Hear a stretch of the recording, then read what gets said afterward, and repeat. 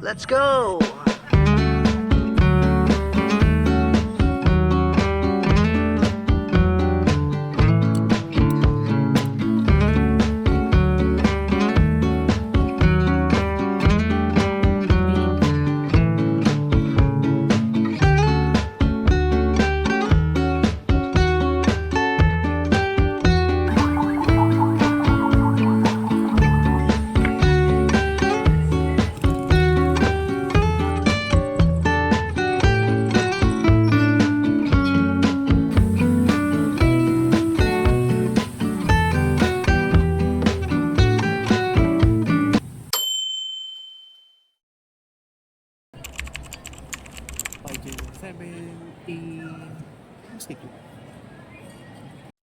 Hi guys, it's October 5 and today is my birthday. And also, this is my first ever flight.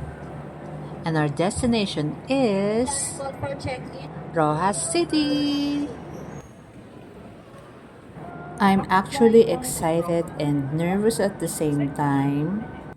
Medyo nahilo lang ako during takeoff and landing. Pero so far, so good naman.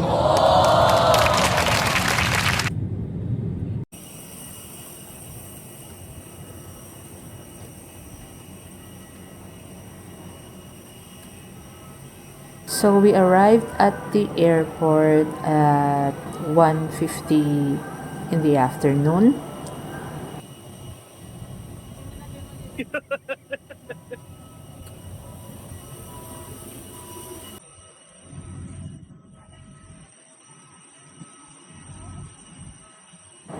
Dito, pagpasok namin sa arrival, napansin ko ang Rojas Airport is medyo maliit po.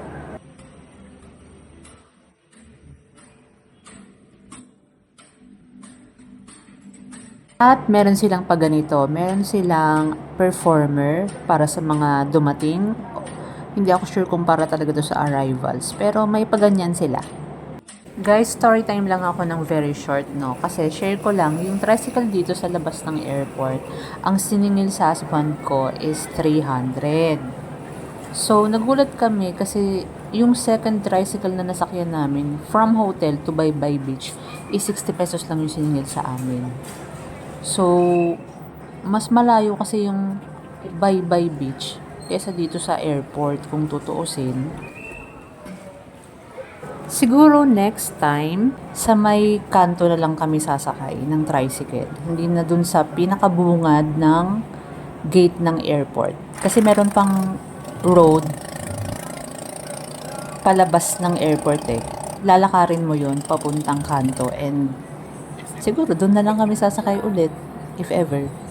If ever na makabalik. And we finally arrived dito sa aming hotel na nabook lang namin sa agoda.com. So, check-in lang kami, then pupunta na kami agad sa Baybay Beach, and then sa The Edge, and sa ruins of Alcatraz.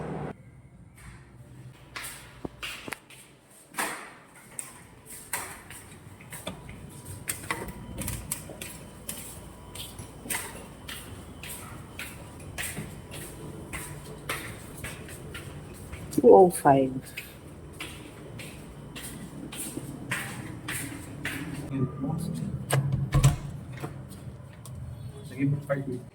Eh, ay isang bed lang pala to. Tour, aircon. Ayan. So, merong ano to? Ha? Ganito siya. Ito ang ating view. May TV. CR.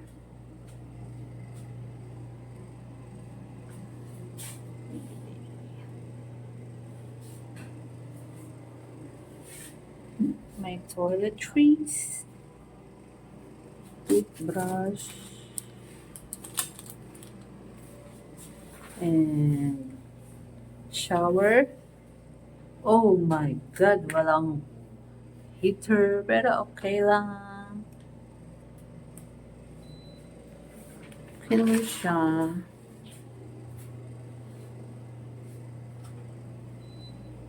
Merong drawer cabinet.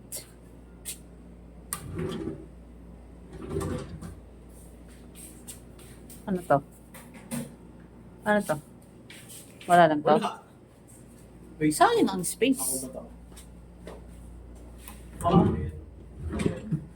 May hanger.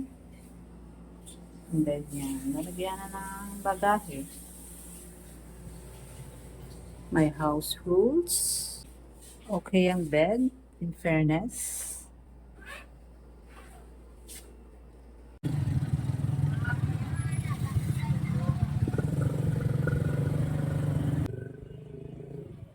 Dito na kami sa Rojas City People's Park.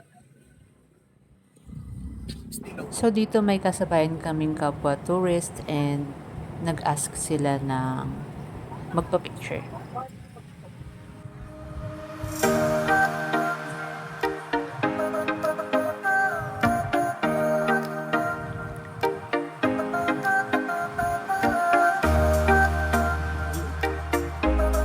Ay, may inflatable.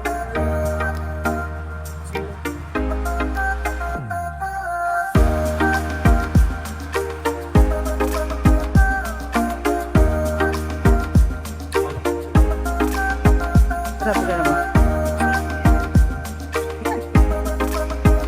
Inflatable.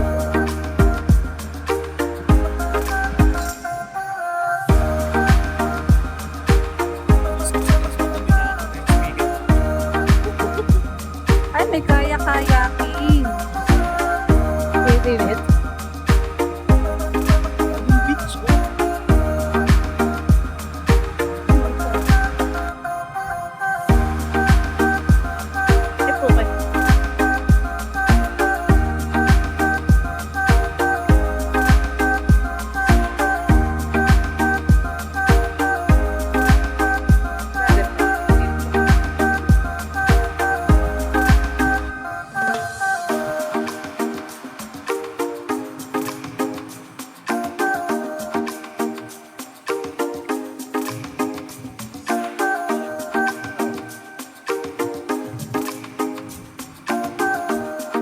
Gano'n po kaya?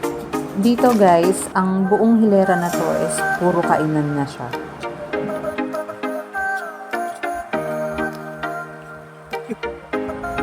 Ay, mga CR sila dito. Merong mga kwek-kwekan.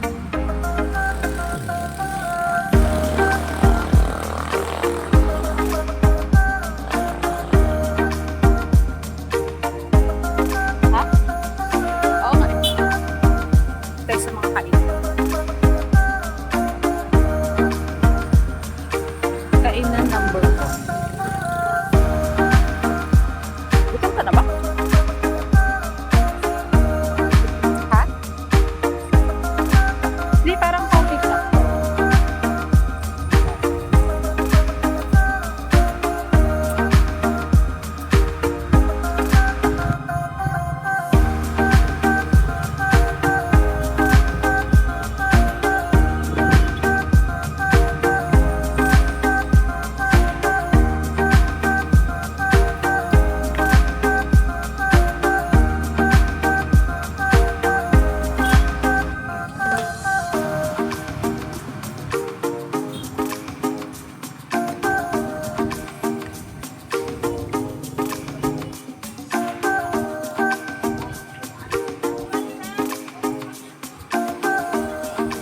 Bye-bye.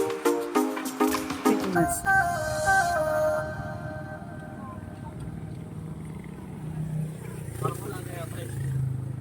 Meron yan.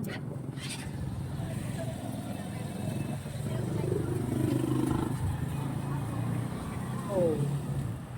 Coco Veranda. Napakainit ng time na to guys. I guess 3 p.m. yata ito. And magme-merienda muna kami.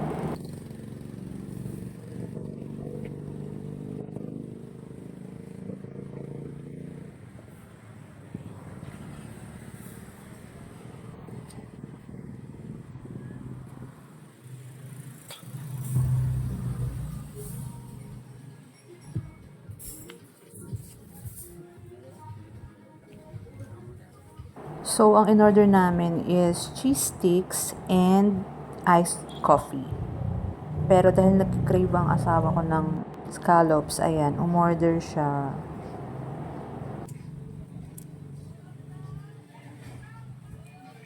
Rojas City is the seafood capital of the Philippines, guys. So, syempre, pag pumunta ka dito, hindi pwedeng hindi ka kakain ng seafood.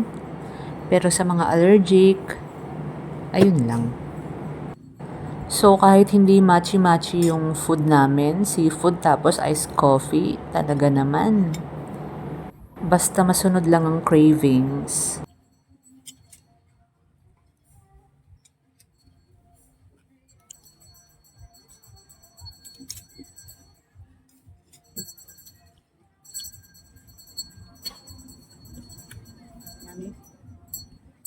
So, nakasubo ka dito para makatulog ka. Kakainin chicken up dyan. And after namin magmerienda, papunta na kami ng The Edge.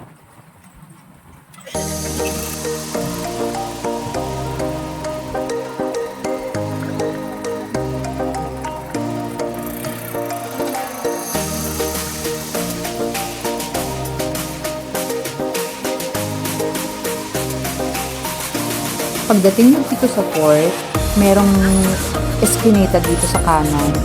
Doon yung way papuntang The Edge. Isang mahabang diretso lang ito guys.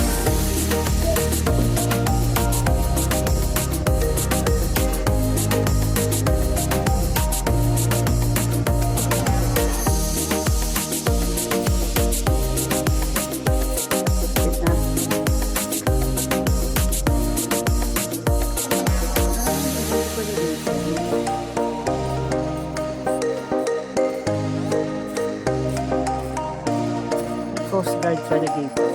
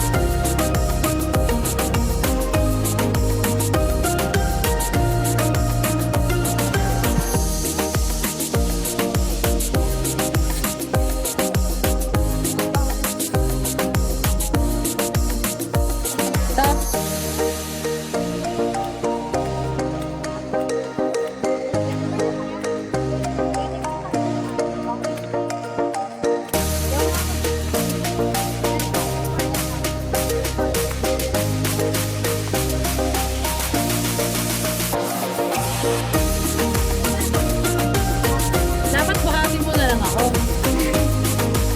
Taas eh. Along the way, magugulat ka na lang, meron ka ng mga batang tour guide. Ayan. Tatlo sila dyan.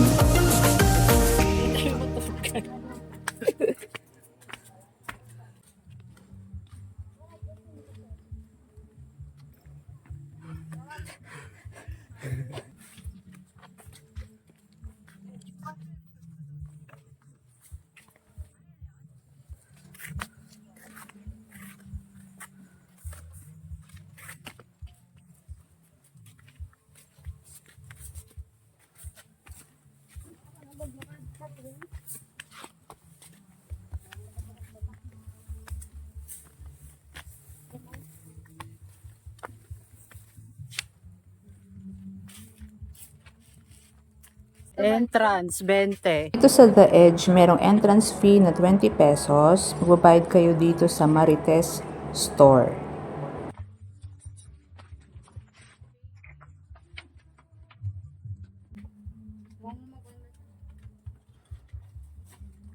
And we're finally here sa The Edge. Sa mga nakita kong vlog, merong duyan between dito sa dalawang coconut tree. Pero ngayon, wala na siya. Capi's Home of Painted Anitos.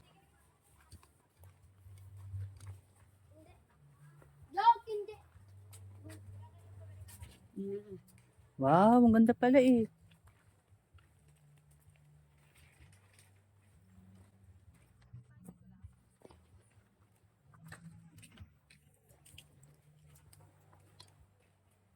So, ang plano namin is after The Edge, pupunta kami ng ruins of Alcatraz. Pero, makulimlim na ng time na to and parang uulan na talaga siya.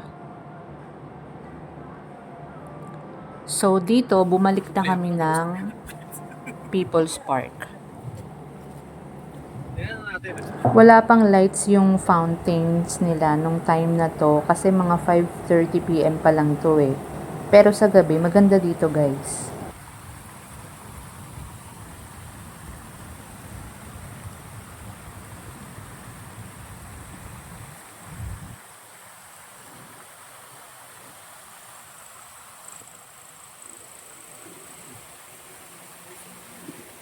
Ha? Wala na, naambon na.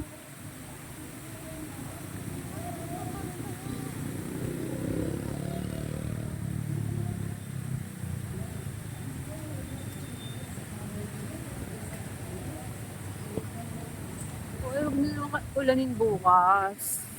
Hindi, okay lang yung kasamunan ngayon. Maayos siya muna. Maliwanag naman doon eh. Doon yung manig dance. Doon ba?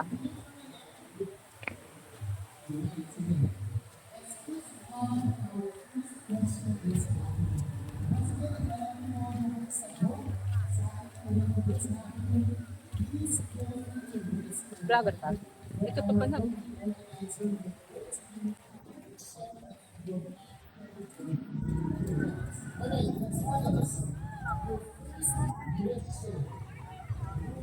And yes, inulan na nga po kami on our day 1.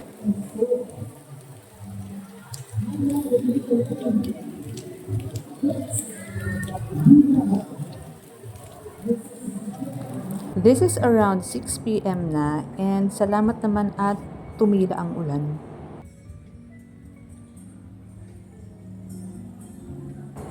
Saglit lang tumila ang ulan and bumuhos na naman siya. So hindi na talaga kami nakapunta sa ibang pasyalan. So nag-early dinner na lang kami dito sa RML Manukan House. And ang naabutan na lang namin na part ng manok dito is yung wings and meron silang pork barbecue.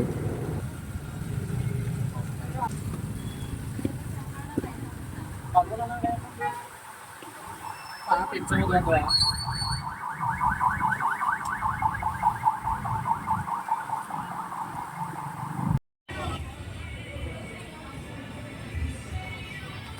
So ito ang kanilang chicken wings and pork barbecue na parehong masasarap.